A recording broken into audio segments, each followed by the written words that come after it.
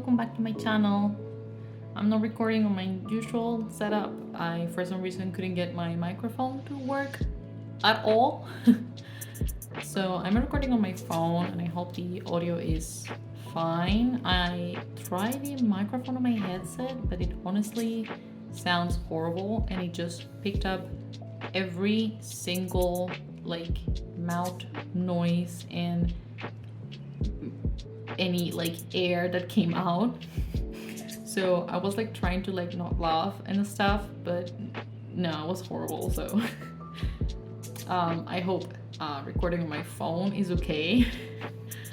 I'm gonna have to like figure out what to do with my microphone, or if I'm gonna have to like keep on recording on like my phone. I'm not even in like my office right now. I'm like in a random room in our apartment building because my husband is in a meeting. So but I'm just desperate to finally get this video up. But anyways, I think it's enough rumbling. How are you all? I hope you're doing okay. The last video I uploaded was my moving blog.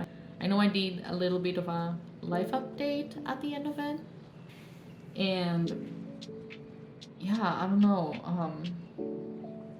I know I talked about like I joined like yoga classes, and I'm now in like a network.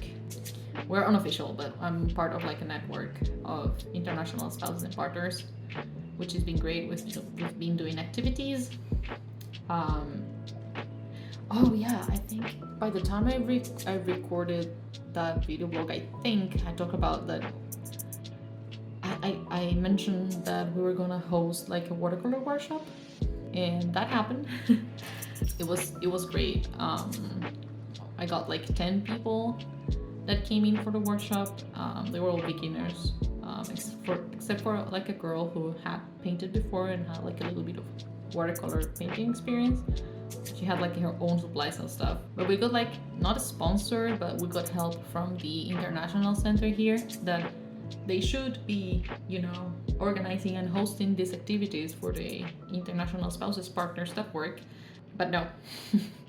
We are completely unofficial, and everything, and everyone like volunteers their time to make the network function and exist.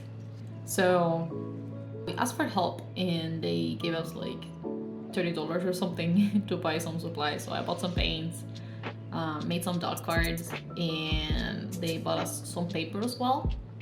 And yeah, I just cut out the paper in like half and handed it out to everyone. It was like a canson block, so it was not like super fancy paper, but like decent enough paper, actual watercolor paper. I heard the housing here in UZ. I hosted like a art session once, and they gave like not watercolor paper, but they gave like they lent out like watercolor supplies except for the paper. So whoever bought that, and whoever bought the paints and the wrong type of paper clearly didn't know what they were doing. But I'm not here to criticize them. It's good that they are, you know, organizing activities and art stuff for people. But I think like paper is like the most important thing. So I'm sorry if I sound like a complete snob. I've mentioned this before, but paper, if you are starting on watercolors, paper is the most important thing you should invest in. It should be like priority number one. The paper will definitely break or make your experience with watercolors. So before you invest in paints, before you invest even in brushes, invest in your paper. A good paper will make a wonderful painting, while, you know, horrible paper but super high quality paints, it's not gonna work out. So paper first.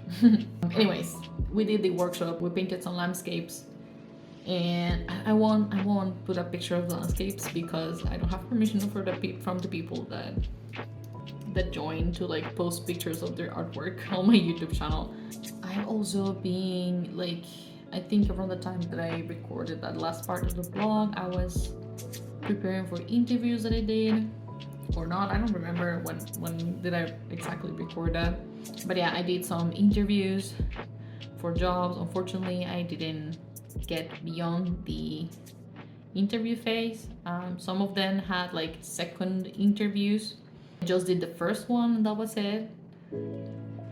I obviously still applying to stuff.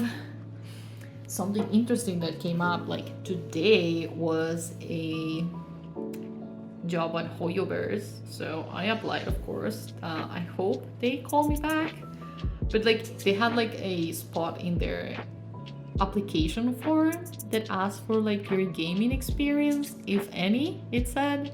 And I was like, they asked for like a gaming experience and like you had to input like playing hours and stuff. And I was like, okay, time to show off my Genshin account.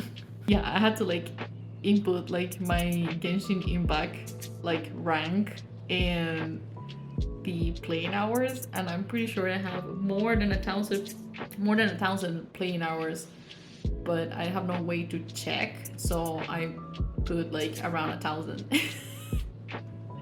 And I'm like the highest level you can be to, so that was, I don't know, I felt like I know I'm applying for the company that makes the game, but for some reason it felt like really embarrassing to write that. I don't know, it just made me feel a little self-conscious that I invested so much time on this game.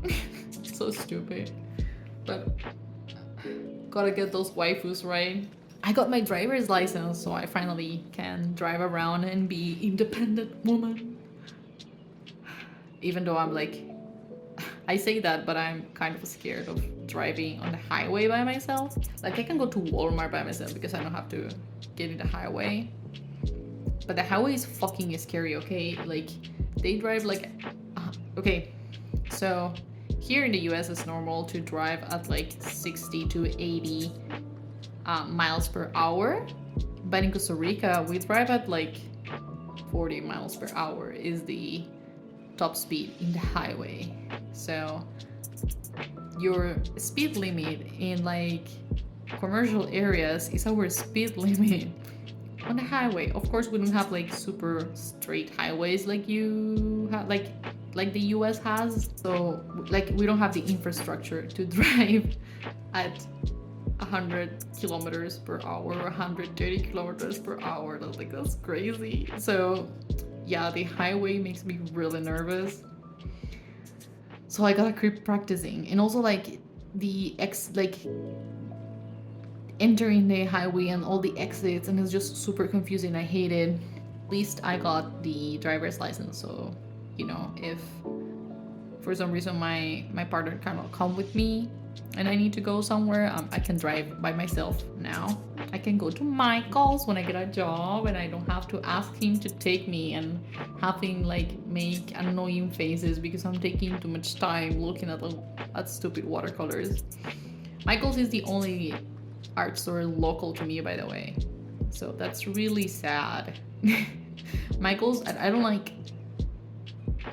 Michael's is okay, I just don't like their business practices. I don't like that you shop there and if you have an account then you get 20% off, so everything is 20% off. But if everything is always 20% off, is it really? They just have a markup for whoever is too lazy to make an account? I don't know. I don't like that like business practice in general. I hope this audio is not like echoey because I'm in a room with nothing in the walls and I'm just realizing. Fuck. I hope it's not horrible audio quality too. I'm sure it's better than my headset though. Okay, so since I don't know if I talked about this in my in the moving blog, but since I moved here, I will try not to make this a whole rant. But since I moved here, I got really into Tamagotchi. I already had one I bought it in like 2021 or so. I bought it in 2022. I bought a Tamagotchi Pix, which was the current release in the US at the time. I had to like import it to Costa Rica and had to use like a forward service and stuff because we don't have Amazon there. So I had to use like a forward service. And it was like a lot more expensive than it should have. Anyways, yeah, I got a Tamagotchi Pix. Yeah, I just played that and forgot about it.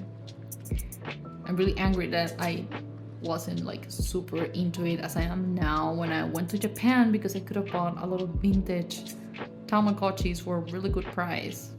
But anyways, I bought the Uni, which is like the current mainline release, and I got super into them.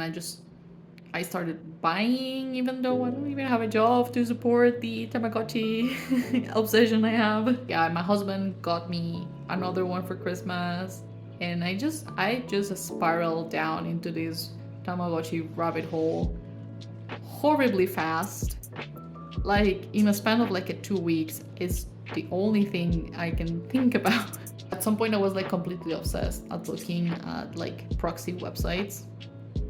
Proxy websites are just websites that help you shop from online stores in Japan. So you sign in and they help you buy Japanese stuff and then send it, like they buy it, they receive it at the warehouse and then send it to you to the US or worldwide or whatever. So like just a forward shipping service, but in Japan. People call it proxies, so I'm gonna keep calling them proxies. I was like looking all day every day at proxy, even though I was not gonna buy anything, but I got like a vintage Tamagotchi just to try the service out because I was like very curious and I just wanted a vintage Tamagotchi for my collection because I only had like color ones. The collection has grown more than it should have for a person without a job.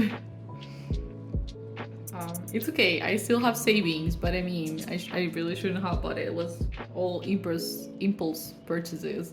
And yeah, now there's the, like just yesterday, the connection was announced. If you were a kid in like the 2000s, early 2000s, you might know the Tamagotchi connections. They were like a huge thing, and I finally will get to experience that because in Costa Rica we only had like bootleg Tamagotchis. So yeah, I'm gonna experience the connection hype, and I'm really excited. I bought one for myself and my husband. My husband also bought one for him. So that's gonna be fun. He promised to play with me, so yeah, he had to buy it, I guess.